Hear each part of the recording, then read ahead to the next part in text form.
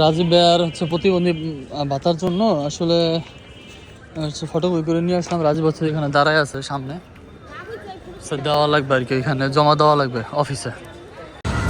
Hey guys, good morning, welcome to my new blog. আজকে blog যাচ্ছে আপনার পৌরসভায়।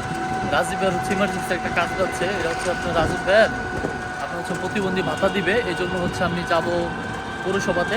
পৌরসভায় গিয়ে আর কি ওইখানে নাকি যাদেরকে ভাতা দিবে প্রতিবন্ধী ভাতা, তো ওইখানে গিয়ে আপনার হাজির থাকা লাগবে। তো কি বলবে, কি বলে, কি হয়, সব কিছু শেয়ার করবো আজকের ব্লগে। আপনার সবাই সাহায্য দেখুন, আজকে ব্লগটা উপভোগ করুন। তো এখন আছে আপনার ইটের পোলে। তো একটা রিক্সা নিলাম, রিক্সা নিয়ে এখন যাচ্ছে পৌরসভায়। আমার কিছুক্ষণ সময় লাগবে আর কি, যদিও তারপর আর কি যেতে হবে, কিছু করার নাই। আমি দোকান বন্ধ, সব কিছু বন্ধ করে তারপরে আসছি।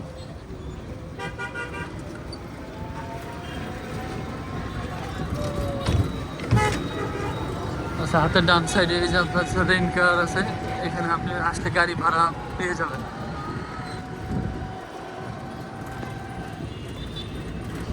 আচ্ছা, হাতে রফিক সুপার মার্কেট,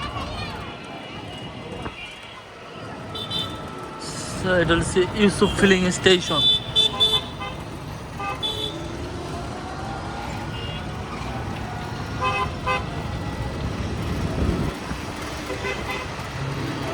সামনেই আপনার পুরান বাস স্ট্যান্ড।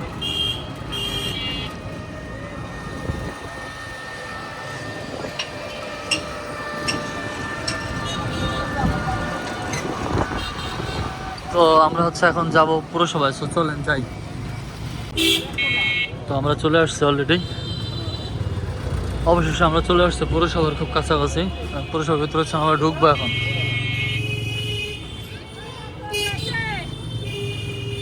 ঢুকাই দাও ভিতরে। ছিল পৌরসভার মেইন গেট।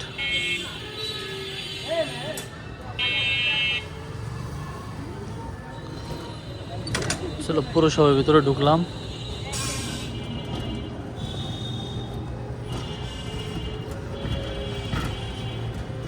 রাজীব ভাইয়ার প্রতিবন্ধী ভাতার জন্য আসলে ফটোকপি করে নিয়ে আসলাম। রাজীব হচ্ছে এখানে দাঁড়ায় আছে সামনে, দেওয়া লাগবে আর কি, এখানে জমা দেওয়া লাগবে অফিসে। তো রাজীব ভাইয়ার আর কি ভাতার যে এটা আছে, মানে একটু বোঝার ব্যাপার মূলত, এটা আর কিছু না। কথা হচ্ছে যে আসলে রাজীব ভাইয়ার যে আপনার মানে ওর যে ভাতার যে এটা ছিল, ওর ফোন নাম্বারে আগে টাকা ঢুকতো। তো বিষয়টা যে যাদের নাম্বারে টাকা ঢুকতো না, বা যাদের আপনার নিবন্ধিত করা কোনো সিমে কোনো টাকা ঢুকতো না, তাদের নতুন করে নিবন্ধন করা লাগতো। তো সেই জন্য আর কি, মানে এখানে আসতে বলছে, আসলে তো নতুন করে নিবন্ধন করে দিত আর কি। তো এখন রাজীব ভাইটা তো আছেই, ভাই সামনেকার ডাইন দিয়ে যায়। তো রাজীব ভাইটা তো আসলে সিম তো আসলে নিবন্ধিত করা, এবং ওর ওই সিম যেই সিম আছে সেই সিমে টাকা ঢুকতো। তো এটা নিয়ে আসলে কোনো কিছু না। তারপরও একটা আর কি প্রতিবন্ধী ভাতার আর কি যে এইটা আছে, কার্ড আছে, ওই কার্ডটা দিয়ে গেলাম।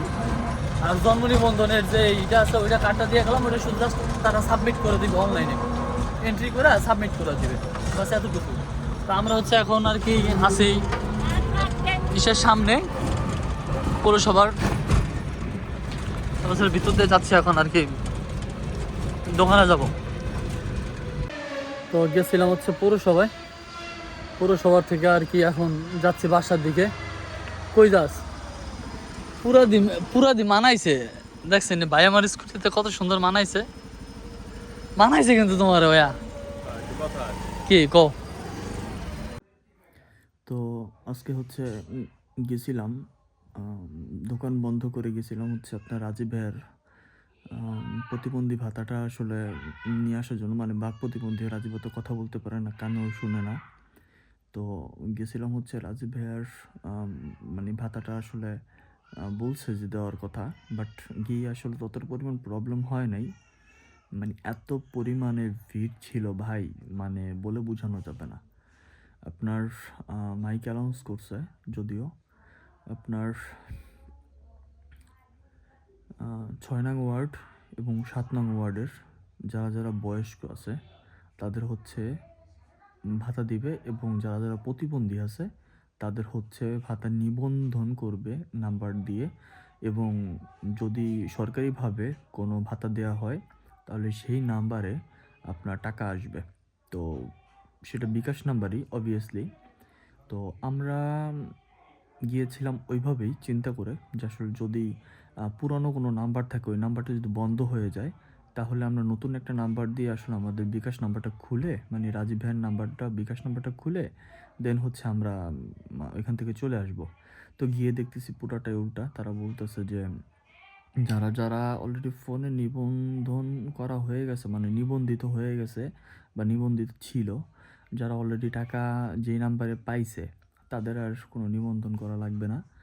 তো তাদের কোনো টেনশন নেই, তারা শুধু জাস্ট ফাইলটা সাবমিট করলেই হবে। অনলাইনে জাস্ট তারা ওকে করে দিবে ফাইলটা সাবমিট করে। আর যারা নতুন, যারা এখন নিবন্ধন করে নাই বা ভাতা পায় নাই বা কোনো নাম্বার অ্যাড করে নাই, তো তাদের হচ্ছে আপনার নিবন্ধন করা লাগবে, তাও একটা বিকাশ নাম্বার সচল, তাদের এনআইডি কার্ড দিয়ে রেজিস্টারকৃত একটা নাম্বার দিয়ে হচ্ছে এটা করা লাগবে।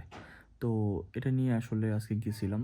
তো ভালোভাবে জিজ্ঞেস করে খুবই মানে ফ্রেন্ডলিভাবে আপুটা কথা বলছে, খুবই ভালো লাগছে আপুর বিষয়টা। আপু বলতেছে তাহলে তো ভাই কিছু করা লাগবে না, আপনার তো আসলে টাকা তো আপনারা তুলে নি, আপনাদের কাছে তো টাকা পৌঁছায়, এমন তো না যে না আপনাদের টাকা পৌঁছায় না।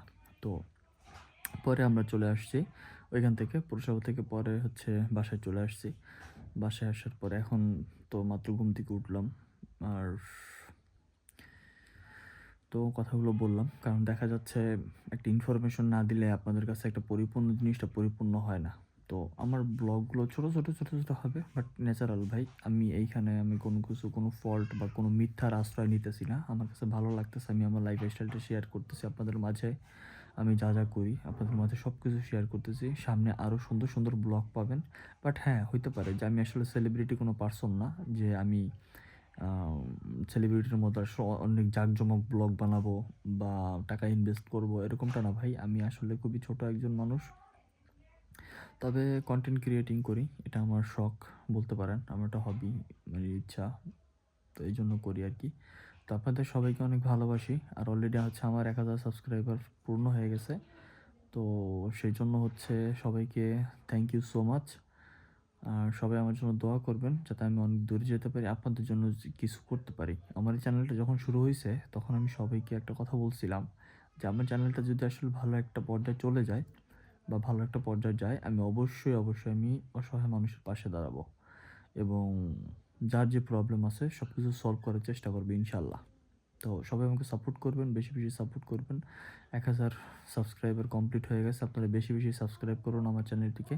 আর আমাকে বেশি বেশি সাপোর্ট করে আমাকে আসলে আমার লক্ষ্যে পৌঁছানোর ব্যবস্থা করে দিন।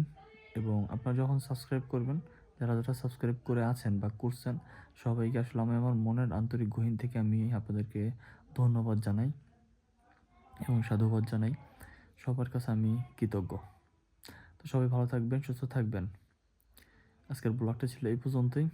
আসসালামু আলাইকুম।